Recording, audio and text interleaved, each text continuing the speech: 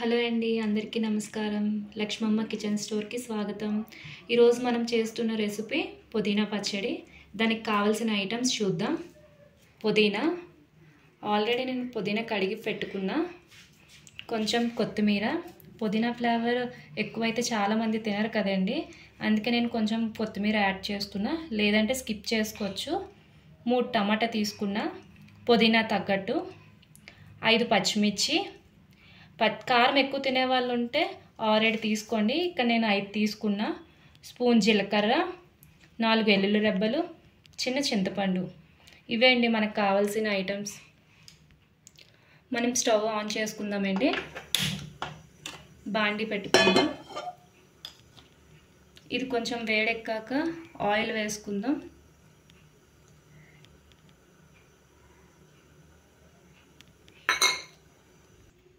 Oil కొంచెం వేడెక్కిందండి.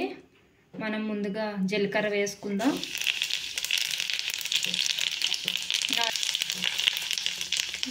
4 వెల్లుల్లి రెబ్బలు వేసుకున్నామండి. పచ్చిమిర్చి వేసుకుందాం.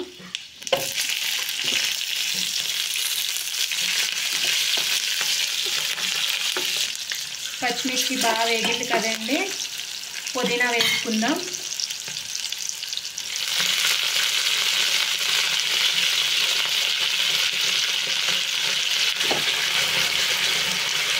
మనం ఇలా వేగుతున్నప్పుడు సిమ్లోనే పెట్టుకోవాలండి, ఎందుకంటే మాడిపోతుంది కదా. నేను సిమ్లో పెట్టే వేపుతున్నానండి. కొంచెం కొత్తిమీర కూడా వేసుకుందాం.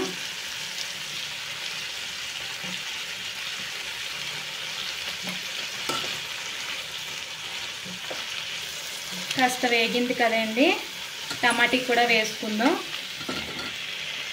అలాగే చింతపండు కూడా వేసేసుకుందాం.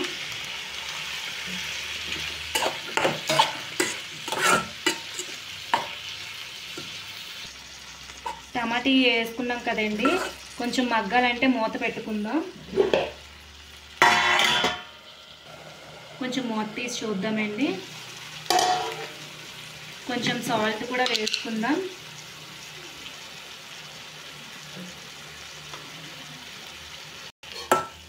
సాల్ట్ వేసుకున్నాం కదండి, కలుపుకుందాం. కొంచెం దగ్గరికి పడింది, ఇంకా టమాటీ కూడా ఉడకాలి. మూత పెట్టుకుందాం. ఒకసారి మనం మూత తీసి చూసుకుందాం. టమాటీ కూడా బాగా వేగిపోయిందండి. టమాటీ, పచ్చిమిర్చి అన్నీ బాగా వేగిపోయాయి. మిక్సీ జార్లోకి తీసుకుందాం. స్టవ్ ఆఫ్ చేసుకుందామండి. ఇంకోండి మిక్సీ జార్లోకి తీసేసుకుందాం.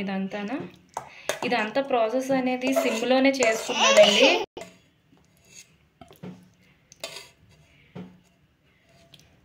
సిమ్లోనే చేసుకున్నామండి, ఎందుకంటే మాడిపోతుంది కదా, టమాటీలు పుదీనా అది మాడుతుందని చెప్పేసి సిమ్లోనే చేసుకున్నానండి.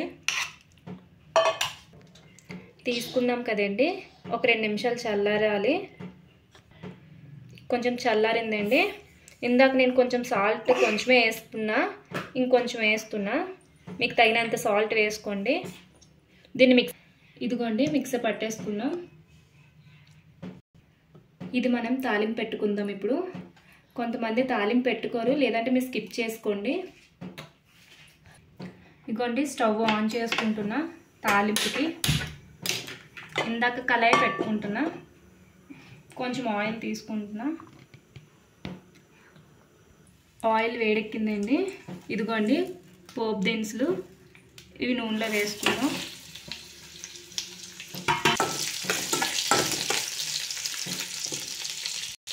తాలింపు బాగా వేగిపోయిందండి. స్టవ్ ఆఫ్ చేసుకుందాం. పచ్చళ్ళలోకి తీసుకుందాం ఈ తాలింపు.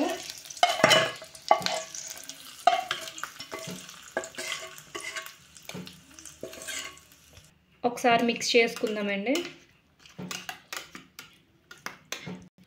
ఇదిగోండి మన పుదీనా పచ్చడి రెడీ అయిపోయింది. ఇది వేడివేడి అన్నంలోకి, అట్లలోకి, రోటీల్లోకి చాలా బాగుంటుందండి. ఇప్పటి వరకు మా వీడియోని చూసినందుకు థ్యాంక్ యూ సో మచ్ అండి. లక్ష్మమ్మ కిచెన్ స్టోర్ షేర్ చేయండి, లైక్ చేయండి, సబ్స్క్రైబ్ చేయండి.